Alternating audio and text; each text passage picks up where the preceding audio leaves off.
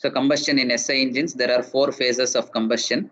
One is ignition lag, okay, wherein after giving the spark at point A up to point B, there will be no question of any combustion. So that period is called as ignition lag or ignition delay. From B to C is the propagation of flame or rapid combustion. C to D is the afterburning period. So these phases we have clearly discussed in the last class. Okay. 1 second, please.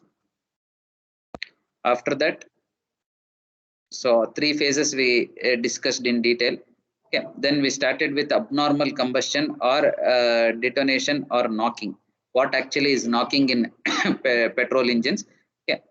We discussed with the help of sketches. Next, what is normal combustion, abnormal combustion at various crank angles. Okay. With the help of sketches, we have discussed in the last class. Okay. Then what are the parameters that influence the knock? One is the compression ratio, engine speed, and spark timing. So we had completed up to this. So next is the octane rating of fuels. So it is related to the petroleum-based fuels. Okay. So octane rating is given to the fuel so that you can judge how much anti-knock properties the fuel is having with the help of this. Okay. So to provide a standard measure of fuel's ability to resist knock, a scale has been devised. Okay. So every fuel, whichever is combustible, okay, similar to petrol, they have been rated with an octane number. Usually it is represented by the symbol capital ON. Okay. So the octane number determines whether a fuel will knock in a given engine, and if it knocks under what conditions. You can just make a review based on the octane rating of fuel. Okay. Now the next question is how this octane rating of fuels is defined. Okay. So by definition, normal heptane. Okay, there is a chemical called as normal heptane. So the chemical formula is NC7H16. Okay. It has an octane value of 0, so that it cannot be used as a fuel. It has maximum knocking parameter. Okay. So knocking we have discussed in previous class, reverse flame formation. It has maximum tendency. So it has been rated as 0. And the one more chemical, isooctane, okay, represented by the chemical formula C8H18, has the highest resistance to knock. Okay. So it will never knock, and whatever may be the operating conditions. So you use the highest compression ratio, you cannot find any knocking in the engine. So it has been rated with an octane rating of 100. Okay, you can see clearly here. So normal heptane. Okay, so normal heptane has been given an octane rating of 0 because it has the highest tendency to knock, whereas isooctane C8H18 has the very least tendency for knocking. It has been given as 100 octane rate. Okay.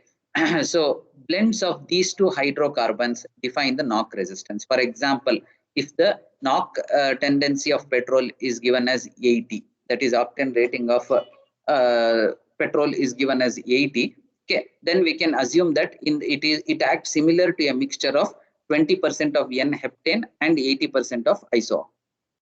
Similarly, if the knock rating of any fuel is given as 70, or say for example 90, then 10% heptane plus isooctane 90%. So mixture, however it behaves, in the similar fashion the fuel behaves.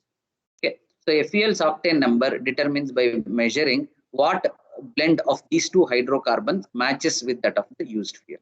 So usually higher the octane rating, better will be the anti-knock characteristics. You can definitely use the fuel as one of the best fuels in the engine. So usually 80 to 85 is a very good, excellent knocking. You cannot get any fuels with 100 octane rating because there will be other disadvantages. Whenever you try to optimize one parameter to the highest extent, okay, the disadvantages in the other views will be more. Okay, so this is called as octane rating. So petroleum-based fuels with similar tendency of petrol, okay, octane rating will be given. So properties, if it matches with diesel, C10 scale will be given. 2 more chemicals are there related to diesel. So one of that we will be discussing in the upcoming. Please make a note of it. In some of the question papers, you can find this for 8 to 10 marks. Write a note on octane rating of petrol and similar other fuels. Then you have to remember these chemical names and detailedly explain with 1 or 2 examples. Please take down.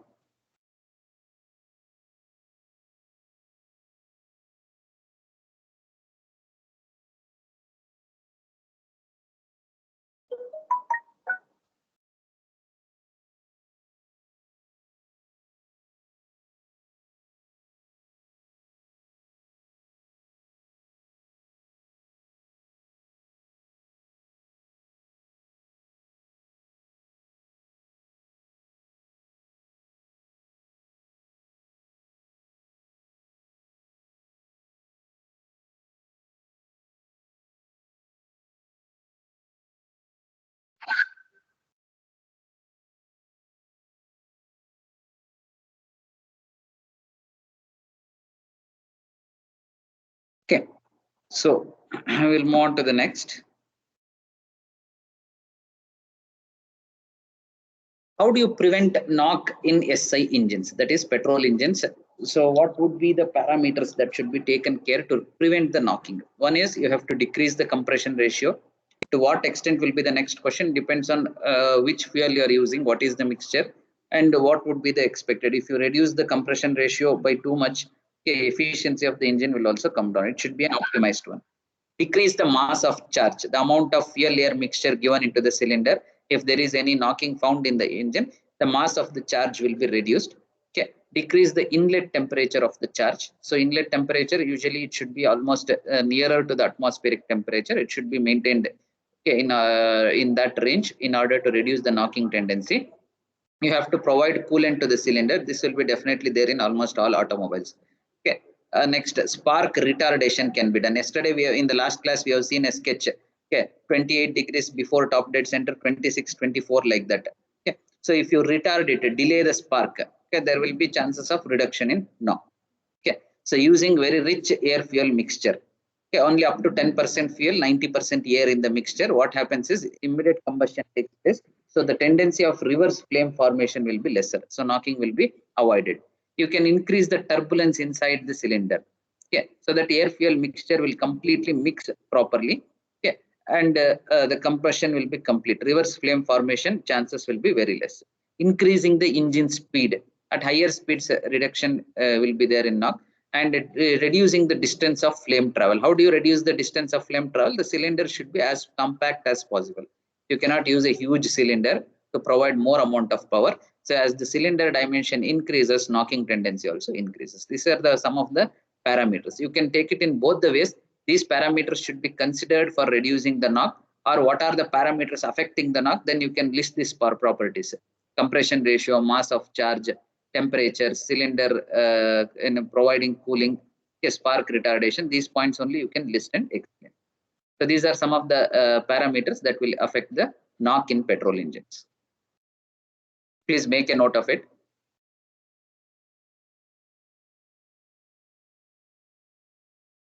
These topics are all interrelated. Okay, if you have not attended last class, there will be no continuity. All this we have discussed in the last class in detail. Okay.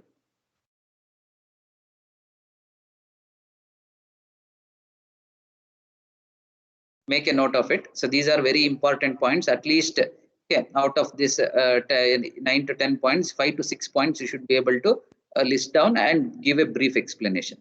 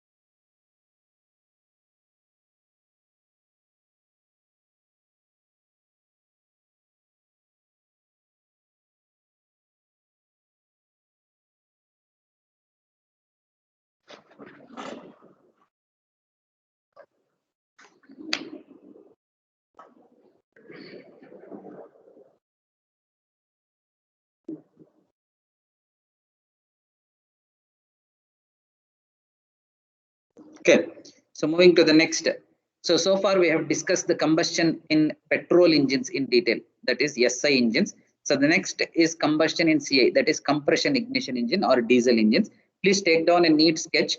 Okay, as we discussed earlier, here these angles are also very important. 19 degrees before top dead center. So this is the top dead center. 19 degrees before the top dead center, you have to draw a set of dotted lines. Okay, somewhere 16 or 15 degrees before the top dead, one more. 10 degrees before the top dead center, you can see one more. And 5 degrees before the top dead center, one. And 20 degrees after this. So this region is called as ATDC. This is BTDC. Okay, so roughly 20 degrees before, you have to draw one dotted line. So this is phase 1, phase 2, phase 3, and phase 4. Okay, ignition delay is 1. 2 is period of rapid combustion. 3 is period of controlled combustion. and 4 is the after combustion mode. So these 4 modes are there, right? So please take down a very neat sketch. So these angles should also match. Usually the peak pressure reached will be 80 bar in a diesel engine. Again, it depends. If you increase the compression ratio, it may go up marginally, right? So these values you have to little bit reproduce in a proper way. You have to remember this.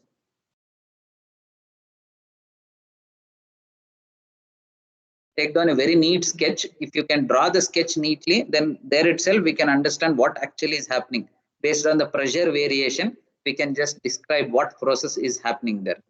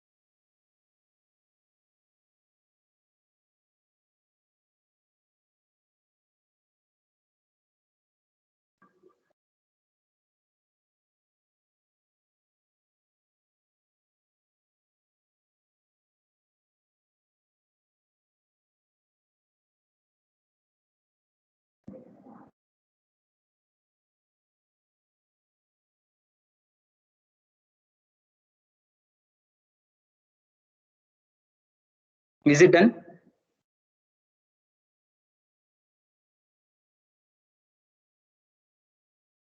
Gagan? Akshay? Varun? Sagar? Sumit? Yes, sir. Yes, sir.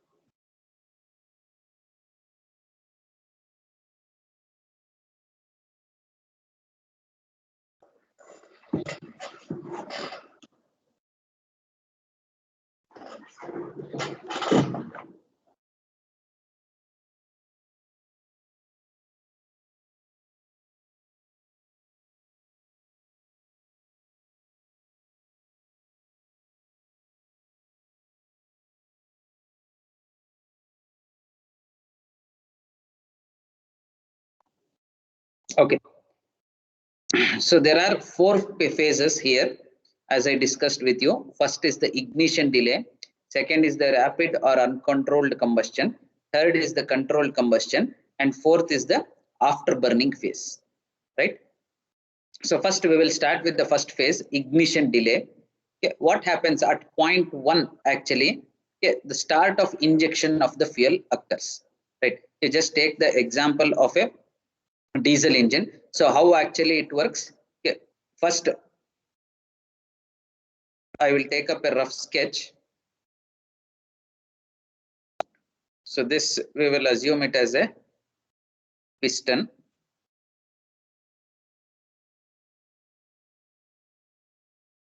Okay, so there will be an inlet valve, outlet valve, okay, and a fuel injector will be there. So what happens initially? Air will be taken in. So when the piston moves when the piston moves towards the bottom side through the inlet valve, okay, air will be sucked in. So initially there will be only air particles. Okay, here. Okay, then the air will be completely compressed to higher pressures. Okay, this is what happens in the first cycle. So the air will be completely compressed. So at this point of time, that is 19 degrees before the top dead center, you can see there will be a start of injection. What do you mean by start of injection? Okay, the fuel will be injected with the help of a injector into the cylinder. Okay, so what happens? There will be high temperature inside the cylinder, high temperature and high pressure. Okay, but still the fuel will not catch fire at the moment of injecting it. Even though the fuel is injected here, the combustion starts at this point. You can see it is clearly mentioned here.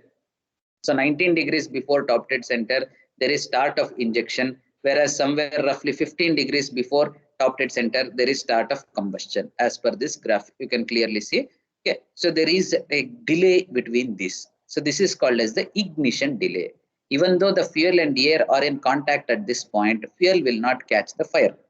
Okay, it will take some amount of time, okay, to catch the fire and start burning. The gap between two is called as the ignition delay. Okay. In diesel engines, this ignition delay is divided into two parts. One is the physical delay, second is the chemical delay. What do you mean by physical delay? The moment you load the fuel into the cylinder, it will take some time, okay, some milliseconds for the fuel to go and mix with the air. It has to reach the different parts of the cylinder. So 2 to 3 degrees. So this is almost divided into two halves. In the first half, the whatever 2 or 3 degrees movement of piston is there, the fuel will circulate throughout the cylinder. It is called as the physical delay. In the second, what happens? There should be certain chemical reactions taking place between the fuel and the air, so that the fuel will attain the temperature so that it can automatically catch fire and start burning. Okay, so that there will be certain chemical reactions taking place, okay, for the combustions to start. So the second half is that set of chemical reactions. It is called as the chemical delay. Okay, so totally physical delay plus chemical delay put together, we call it as the ignition delay. So in general, at point A, I can call it as point A, we will start to inject the fuel. At point B, fuel will start burning. So A to B is called as the ignition delay. Now at B, the fuel catches fire. Okay, what happens once the fuel catches fire? There will be a rapid rise in the pressure in the cylinder. You can just see within a 5 degrees of angle, that is in the region 2. Okay, at the start of region 2, the pressure is somewhere 50 bar. At the end, it is somewhere around 80 bar. Okay, rapid rise in pressure is there. Why this rapid rise in pressure will be there? Because you are starting to inject the fuel here. Okay, almost 5 to 6 degrees gap, you are keep on injecting the fuel, but fuel has not caught fire. Once it catches the fire, whatever accumulated fuel is there here, entire fuel molecules will catch fire and start giving out the energy. So there will be a rapid increase in pressure. At some point of time, the pressure reaches peak. Okay, then it starts decreasing. From point B to the peak pressure point, say I will call it as C, BC is called as period of rapid or uncontrolled combustion. Okay, so this is called as rapid or uncontrolled because all the accumulated fuel molecules will catch fire at once and starts burning. Okay, now from point C, what happens? Okay, the once at point C, okay, you will stop injecting the fuel, but the combustion will not cease. It will not end. The left out fuel molecules in the air fuel mixture keeps on burning for some time. Okay, so usually in the diesel engine, we can say up to 80 degrees after the top dead center. So this is the top dead center. Up to 80 degrees after the top dead center, the left out molecules keep on catching the fire and it releases a small amount of energy. So C to D, this is called as the afterburning phase. Okay, C to D, we call it as the afterburning. Okay, so this afterburning, there is a division again. So up to somewhere here, okay, period of controlled combustion, we call it as rapid energy will be released. From this to this point, only small amount of energy will be released, so that it is a complete afterburning phase. Somewhere when the graph reaches this point, the outlet valve will be open and all the exhaust gas will move. So this is the combustion mechanism in a diesel engine. This is how a diesel engine combustion mechanics work. Okay. So how to draw this graph for a given engine? Simple question. Okay, how to draw? The simple way is first the injection timing will be prefixed. At what angle the fuel should be injected? Okay. So that timing will be prefixed. So we draw one dotted line at that timing. So 19 degrees, for example, whatever example I have taken here, it is 19 degrees. Then you will draw the motoring curve. I explained in the last class what actually is a motoring curve. Without supply of fuel, you will be hand cranking, then the pressure variation will be noted. Okay, the moment when this pressure curve deviates from the motoring curve, we will mark it as point B. Okay, the point of peak pressure, we mark it as C. Again, one more dotted line there. Okay. Somewhere pressure rise becomes steeply down. Okay, at that point, we mark it as D. Somewhere at 80 degrees, I mark it as E.